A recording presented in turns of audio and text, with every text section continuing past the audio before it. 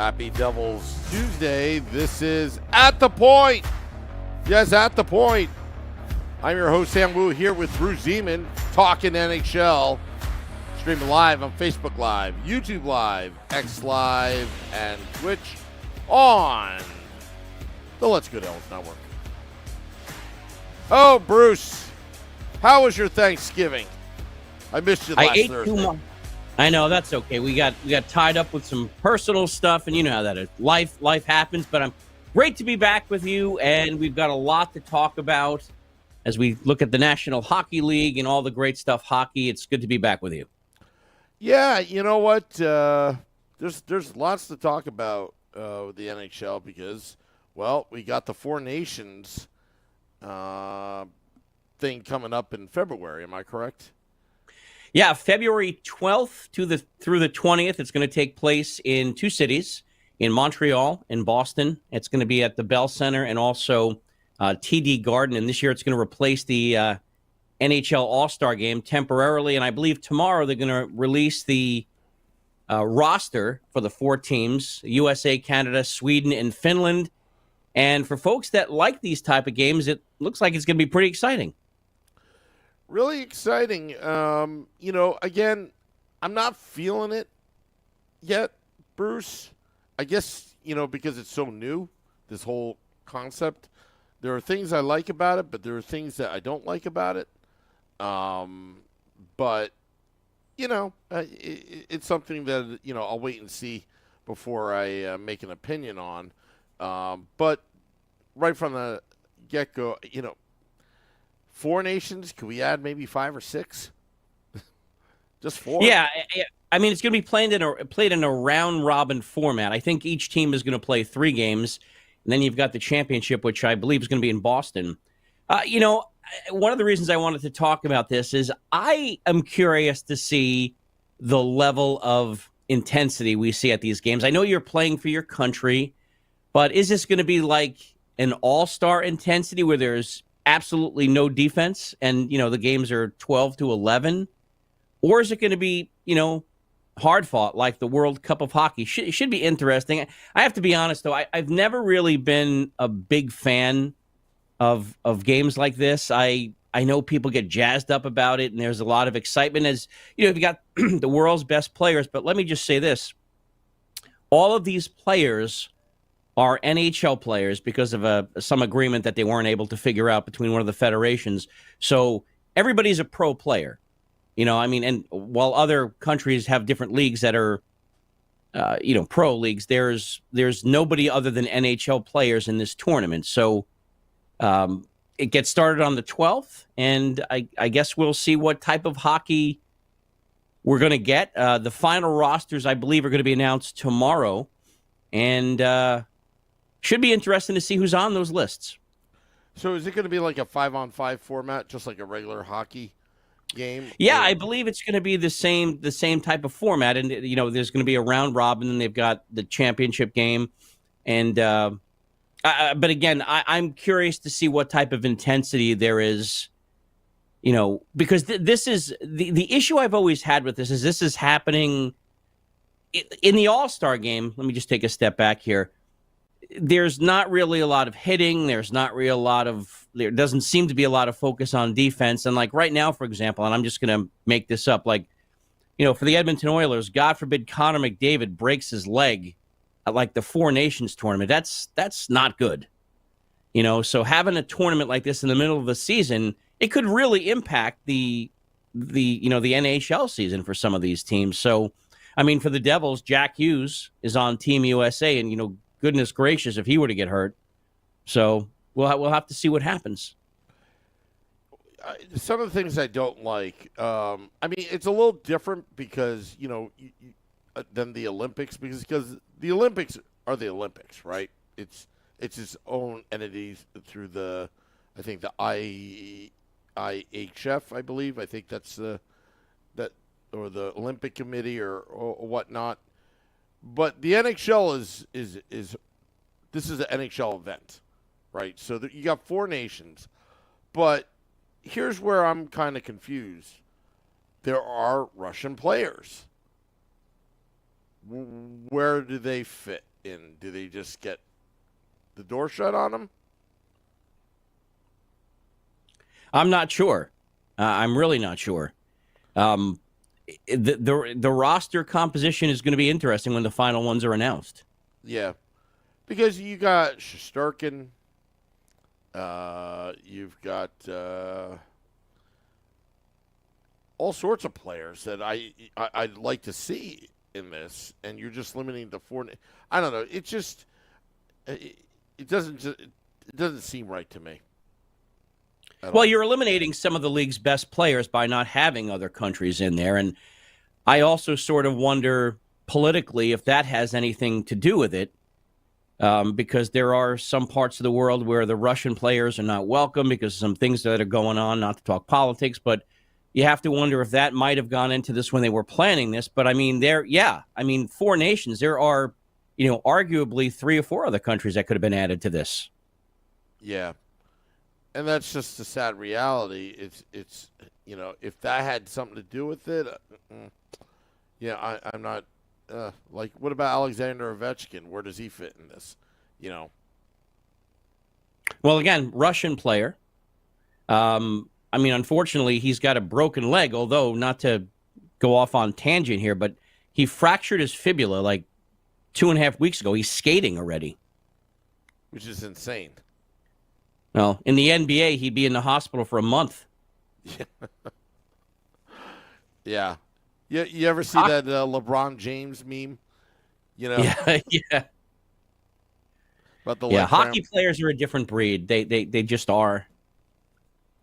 Yeah. Well, you know what? I'll give it a chance. And in terms of injuries, yeah, I agree. But that can happen anywhere. That can happen in the All-Star. That can happen in the Olympics.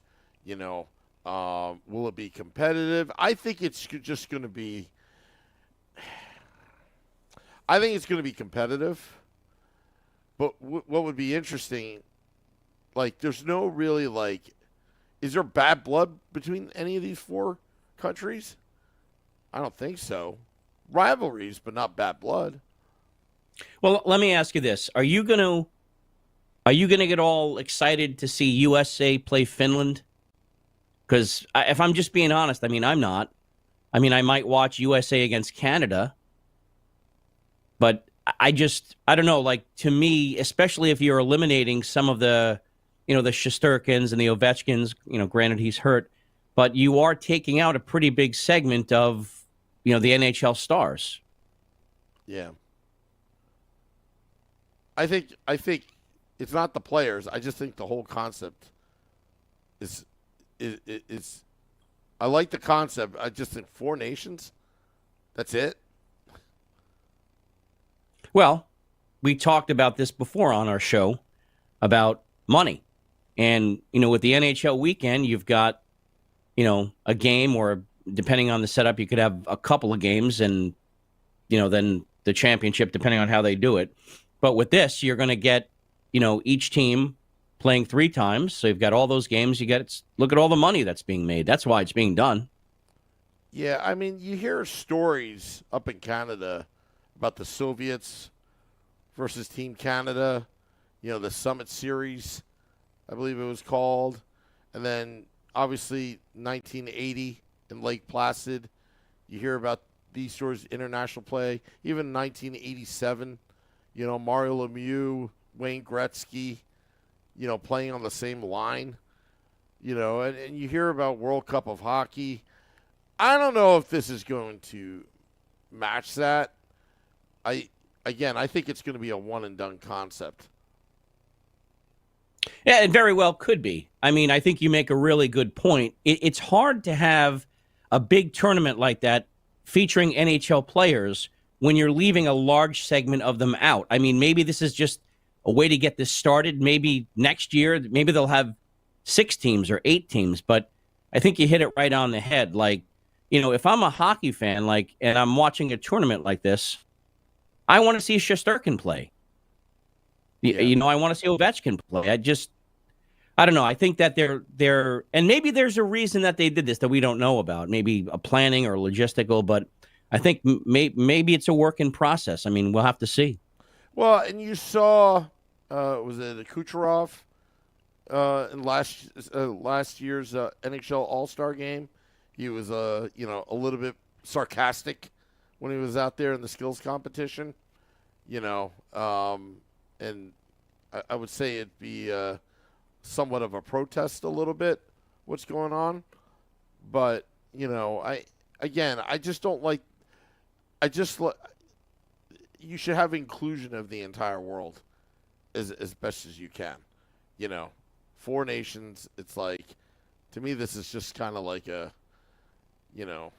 exhibition tournament. I think you're right. And I mean, if you go back to last year, in that protest or whatever you want to call it, if you look at these, sometimes you can tell, at least I think I can, sometimes the players just really don't want to be there. Yeah. For the skills competition. I mean, and, I've told this story before, but, back when I was with the Devils, I got to go to one of the 1994 All-Star game, and it was awesome if you were there. It was terrific. But, some of the players, this is, they were hurt or they needed, they needed some rest or they just wanted to spend time with their families. A lot of them, it's not really fun. I don't know if a lot of them feel that way, but, some of them do, I think. Yeah. Well, we shall see, Bruce. I mean, we're only about, a couple months away. All that. There's still a lot of NHL hockey left to get there. But just to have that 2 weeks, I guess we're all going to be focused on these tournaments as the games, have stopped at that point. All right, next topic. Should the Calgary Flames retire Johnny Gaudreau's number 13, and should the NHL name a trophy in his honor? Yeah, I think they should.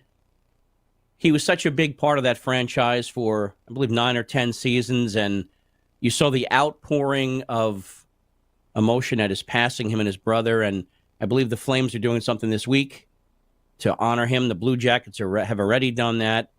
And honestly, I can't really see anybody in Calgary ever wearing that number again. I think it's something that they should do. You can't say that they should have done it already because it takes a while to plan stuff like that. But yeah, I think they should. And to your point about, or to your question rather, about what should the NHL do, there's been some talk about changing the Lady Byng Trophy to the Gaudreau Trophy in Johnny's honor. I think that would be a great tribute as well.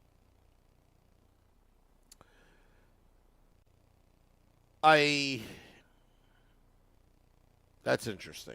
The number 13 in Calgary should be retired, but I don't think it needs to be retired right away. I think you could just not issue a number 13 for a little bit.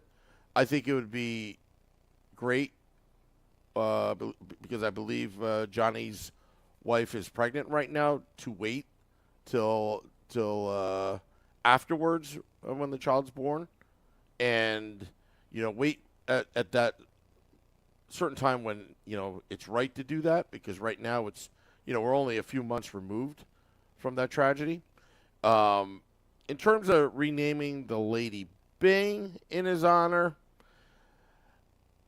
I've never been a big fan of renaming trophies just in general. I wouldn't mind having a trophy in his honor, but start like this up, the next NHL awards ceremony. What that would entail, I'm not sure. Like, what would it be about? What player? I like to have some more thought into it, but the Lady Byng's been around for so long that renaming. I'm just kind of for just think about it and see if because I think Mark Messier has a leadership award, if I'm not mistaken, that's been going on for many years.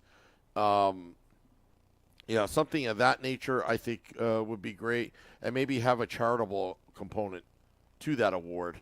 I think would be an excellent way to honor his legacy as a hockey player and as a human being as well. I would be all for it. It's just, you know, I just don't think just renaming a trophy is just enough. I think it has to be in itself the Johnny Gaudreau or the Johnny Hockey Award. You can even nickname it as well.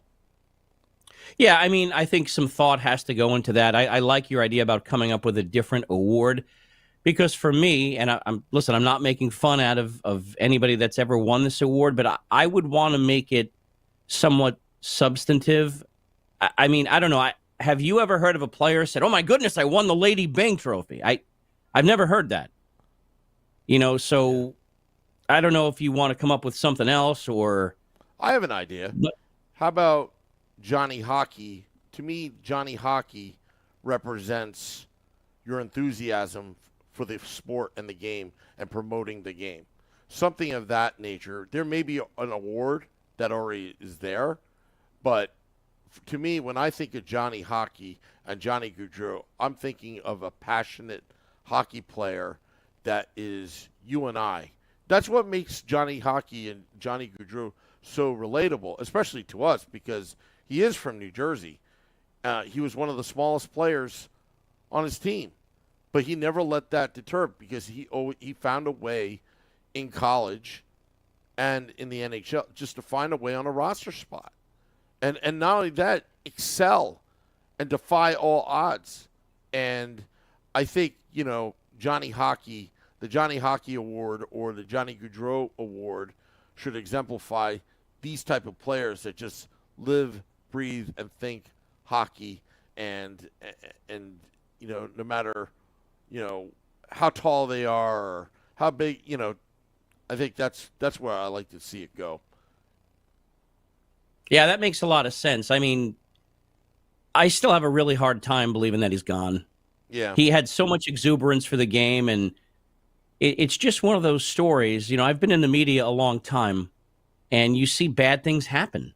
They just do. Life happens, right? But when you look at this story, what has happened to this family, there have been a bunch of times, and I've been on a bunch of shows talking about this, and as have you. But when you look at the story, I don't know if I've seen anything sadder than this happen in a long time. I mean, it's just awful. It's an awful story, and I think anything they can do to honor him will be great. But boy, this was tough. It was tough. It's still tough. I mean, Johnny's wife is pregnant with their third child, who he's not ever going to see, and all because of a foolish choice to drink. That's hard because there's really no making sense of that. Yeah. Alrighty. Changing subjects. The Minnesota Wild out to a hot start. Tied for the best record in the NHL. Right now they're 16-4-4. Are you surprised? I'm not really surprised because I think Bill Guerin is a great GM, and I think that he has been building this for a while. But the way they have put this team together so far, it kind of reminds me of the way the Devils did things in years past. We have got Kirill Kaprizov, who's leading the NHL in scoring right now, I believe, with 38 points. In my opinion, one of the league's most underrated players. He's got 38 points, and then you've got a bunch of other players under him that are just contributing. They've gotten fantastic goaltending from Philip Gustafsson and also Marc-Andre Fleury, who's undefeated. I mean, he's only played 6 games, but I believe he's 5-0 or 6-0, and they are really just putting things together. I mean, everybody was talking about Winnipeg earlier in the season just coming out of the gate flying, but Minnesota has caught up, and we'll see what they're able to do. I mean, that's an exciting time for that franchise. Very exciting time. I mean, they've come a long way. I mean, when Bill Guerin came to the Minnesota Wild, he had hard decisions to make. Like the Ryan Suter, having to call him saying, hey, we're going to part ways. He didn't take it very well. Same with Zach Parise. I think he was a little bit more gracious, with the split. But he had to rebuild. He had to make hard decisions. And also, again, another Russian as well that wouldn't be in the Four Nations tournament, I would assume. Kaprasov. Sorry, I can't pronounce his name. And this team, you're right. Bill Guerin, he took his time to build the Minnesota Wild from the ground up. Now they are looking really good, but I'll tell you, they are in a hard conference because at any given moment, the Oilers, the Dallas Stars, all these teams. I think the other thing, too, is the surprise is the Nashville Predators. We all thought that they would be in the mix or be on the top, on the top, two. But I think Minnesota, again, it's a hot start. Right now, they're number one in the league or tied. I think it's somewhat of a surprise, but it doesn't surprise me that they are that good. Well, it takes time to build a franchise, and it also takes time to get some of the players that you want. And as you know, Sam, with some of the older Devils teams, the chemistry that they had is really what made them good. And Bill Guerin knows a lot about that. He was with the Devils for a while, and he's really seemed to put together a team of players that care about each other, that stick up for each other, and that are gelling. And unlike some of the other teams that we talked about, I mean, it would not be, in my opinion, this would not be a good time to be on the Predators in that locker room, because at some point, Barry Trotz is going to have to do something down there, because that just does not seem to be getting better. And, what do you do? You had these big acquisitions over the summer, and they're just not working, or they're not gelling, and they're going to have to do something. Yeah. Another number one team, the New Jersey Devils. You want to talk about a big surprise. Stefan Nason just absolutely getting those opportunities in front of the net, digging hard, winning those battles, finding his way to that puck, and then putting it in the back of the net. Did you think start the season he would have this many goals? No, I didn't.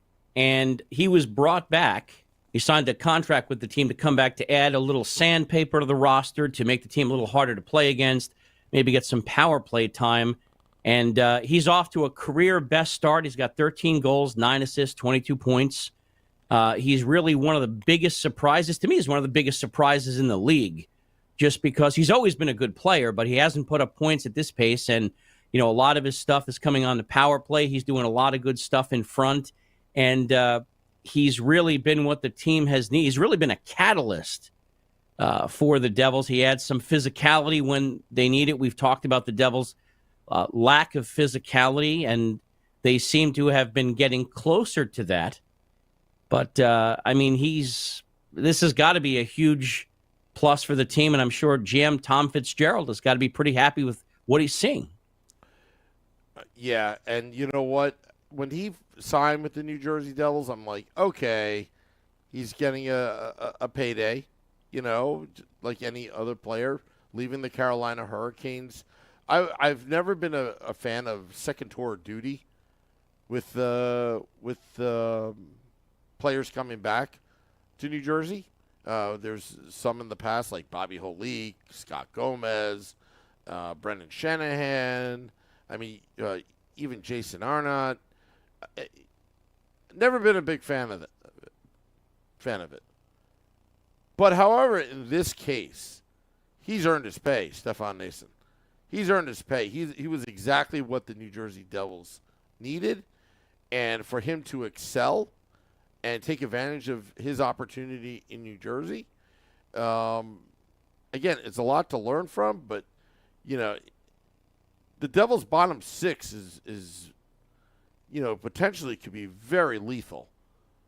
once you get into March and April and into the playoffs, they are absolutely lethal because they can beat you in so many different ways. They can beat you with their fists. There's depth there. They can beat you with the forecheck. They can beat you with simply wearing the opposition down. That gives the top six, a lot more room to operate, so to speak, because of that. In a 60-minute game, I think Stefan Nason he potentially could have 30 goals at the pace he's at right now. And that's kind of scary to think. Yeah, you're right. And I think you make another good point because the Devils right now can roll four lines. I mean, they have some injuries and everything, and they're cobbling together the fourth line to some extent. But you're right. Come playoff time, if you can roll four lines that have some physicality and can beat you, that makes you a lot more unpredictable and a lot more dangerous than a team that can only roll one or 2.5 lines, because every player on every one of these lines can score. And they can score ugly goals. They can score beautiful goals. And let's talk about the defense, too. They're getting a lot of offense from the defensemen. I mean, the goal that Dougie Hamilton scored the other night was absolutely fantastic. And they're getting contributions from everyone. But again, Stefan Nason, I mean, if we're being honest, I mean, I think he's going to get some votes for team MVP. Why not? He's earned it. He's earned to be up there or at least be on the ballot. Nico Hischier has been amazing as well. Same with Jack Hughes and his one-handed stuff. Let's talk a little bit about that, Bruce. And here's a teaser alert to all those listening in right now. There will be a special Woo report tonight, 8 p.m. Eastern, about what happened last night, Devils, Rangers, and somebody that's pissed off about those comments. And it's pretty emotional. Let's just say he was pretty emotional. I won't say pissed off. Pretty emotional.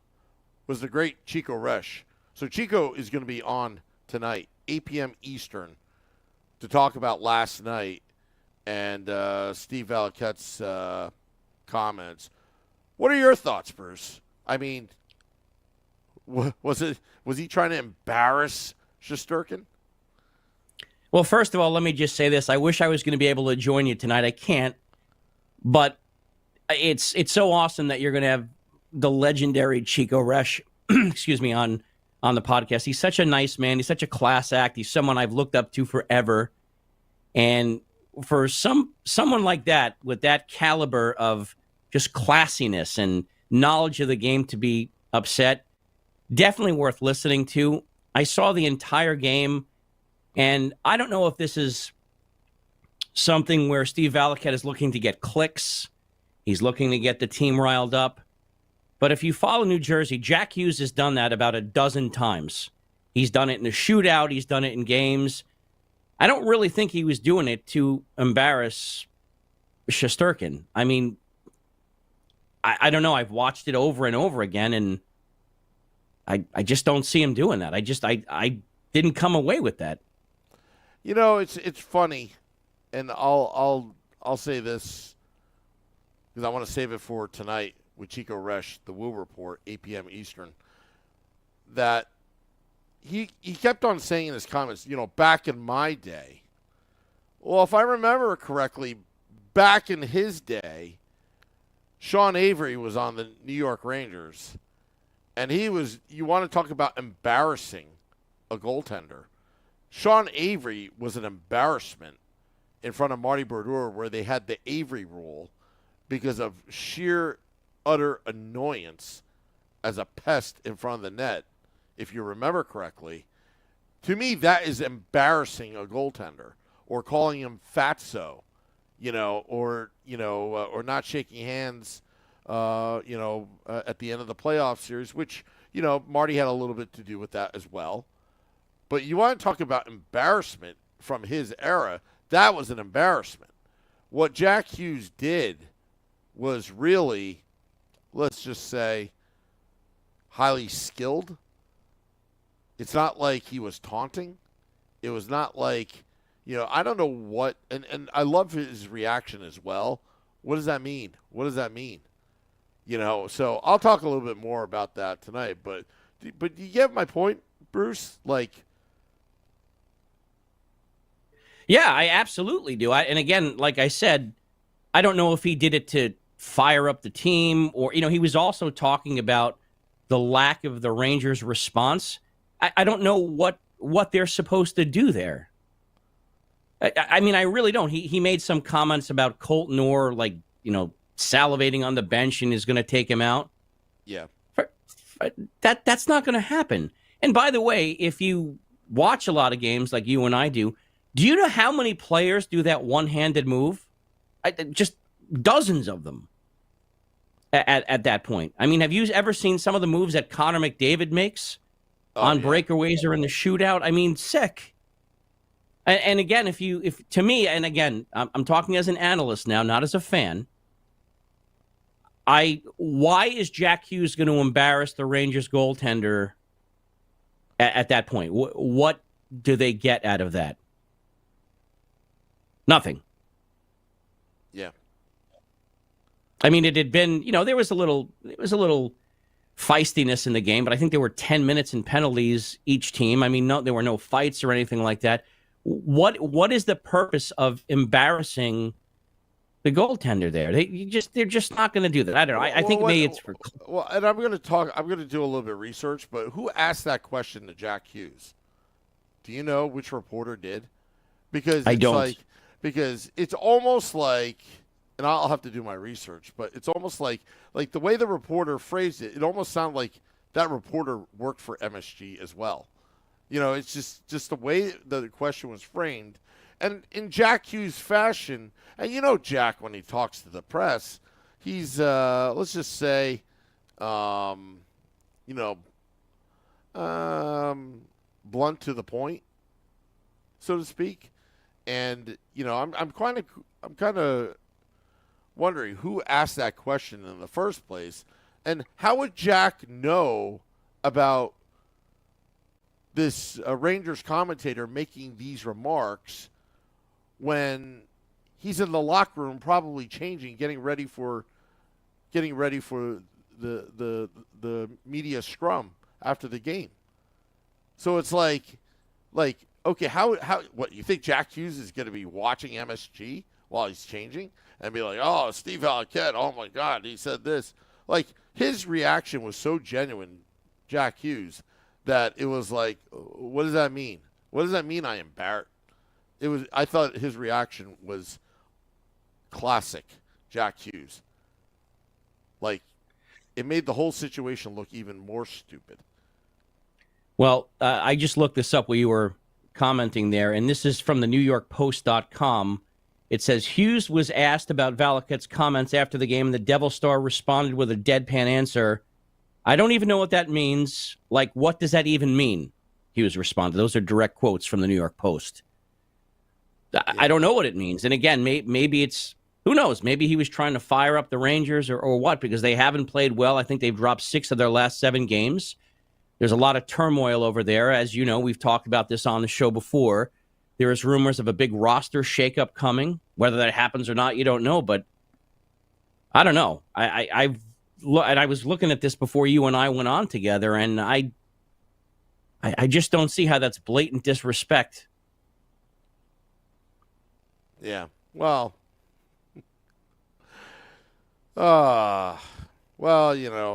again, I'm going to save my ammunition for tonight, Bruce. I'm going to tune in, though, that's for sure, because, when Chico speaks, I certainly listen. He's one of my all-time favorite players. And Chico reached out to me, by the way. Chico actually reached out to me because he has something to say. But he didn't tell me what he wanted to say. He just said, "Sammy, we're going to do this, and I'm going to come on, and we're going to go." That's pretty much exactly what he was telling me this afternoon. He literally reached out to me, which is an honor and privilege because he wants to sound off. Chico Unleashed. Can you believe this? Chico Unleashed. Unfiltered. Can you believe this? Chico Resch has something to say. I'm curious to see what his take on it is. I mean, with his wealth of knowledge, I mean, you don't see him that upset that often either. Oh, and by the way, have you seen Stan Fischler on Twitter, on X? He was savage last night against the New York Rangers. He was absolutely savage. I'll pull up a couple of his tweets. I believe I retweeted on my Twitter account. But he was absolutely savage. Stan Fischler, the Maven, I think he's 91 years old now. Still reporting. Still going. Let me just... he writes, Stan Fischler on X, at Stan Fischler. The at New York Rangers' first mistake last night was starting its backup goalie, Igor Shesterkin, versus a good team like the at NJ Devils. The second error was leaving him in. As a result, Piggy Iggy may have lost a few bargaining power pennies, maybe down now to 8.5 million max. Markstrom equals aces. That is absolutely savage from Stan Fischler, who, by the way, should be in the Hockey Hall of Fame. The Professional Hockey Writers Association votes on this. Why have you not put this man, Stan Fischler, who is just absolutely savage on X, hockey historian in the hockey? I don't know. That's another debate for another time. But that was just absolute. When I read that, I started laughing. Well, they've got to do something. They've got to do something because there's trouble on Broadway, and the question is how do you fix that? Yeah. I like RME's comment in the YouTube Live. Valaquette is just carrying the clown nose that Troutwig dropped when he retired. Well, I mean, I'm wondering, and maybe you know this, Sam. I mean, has anybody asked him how he came up with that interpretation of that? I mean, because he seemed to be all hot and bothered by that. I'm just curious, like, what Jack did that makes him feel that way. Yeah, I mean, I'll end it on this. I think he was basically trying to put himself in the mindset of one of the teammates on the bench. What, you would tell your teammate, not to the audience, but more to tell your teammate, hey, you can't let that guy do that in front of the net. He's embarrassing our goaltender. But the way Steve Valaquette said it to an audience that's watching on cable television or streaming on the app, whatever they're watching, it made no sense. And I think maybe, in fairness to Valaquette, kind of misrepresented what he was trying to get at. Well, maybe he got lost in the moment. I mean, it's possible. Again, we're not there. We're watching on television. Yeah. Yep. And maybe it appeared different there. But let me just throw this out there. I mean, what I found embarrassing, again, as a Devils fan, as an analyst, do you know how many times in that game last night the Devils forwards got behind the Rangers defensemen, or they had semi-breakaways or breakaways? I mean, the way to not embarrass your goalie is don't allow a whole bunch of 2-on-1s and 3-on-1s. Yeah. I mean, they did not play well defensively in that game last night at all. And also, it's not like Jack Hughes did like the Michigan play, that lacrosse play. It's not like he did something like that. He did a hockey play. It's not like, Jack Hughes was doing something to taunt Shesterkin. I mean, that's the last thing Jack Hughes is worried about. He is so locked in and focused right now, Jack Hughes. He's not thinking about any of that stuff. No, I don't even think that entered his mind. Yeah. You know, he seems to be a pretty chill player, and I just think he wanted to try to score. But again, if you're looking at blame on that 5-1 loss, I think you're looking in the wrong place. Yeah. Because there were so many things that the Rangers did not do well last night. I mean, I think maybe they should be focusing on something else than Jack using his one-handed breakaway, because, I mean, my goodness, for that game was not as close as 5-1 indicates. Oh, it could have easily been 10-1. I mean, Markstrom played very well also. I mean, we have to be honest. I mean, the Rangers did hit a crossbar and he played well, but I mean, it seemed to me that every time the play was going toward the Rangers' end, there was a 2-on-1, or the Devils were ahead of them in the neutral zone, or their breakout was just so much faster than the Rangers' defense. Like, they almost couldn't keep up with the Devils' speed, which I think is part of the problem, because they just did not play well last night, and that's the long and the short of it. Yep. Well, Bruce, great podcast. At the point, we made our points. Seeing everybody tuning in, just a reminder, special programming note, special Woo report tonight, 8 p.m. Eastern, here on the Let's Go Devils podcast network.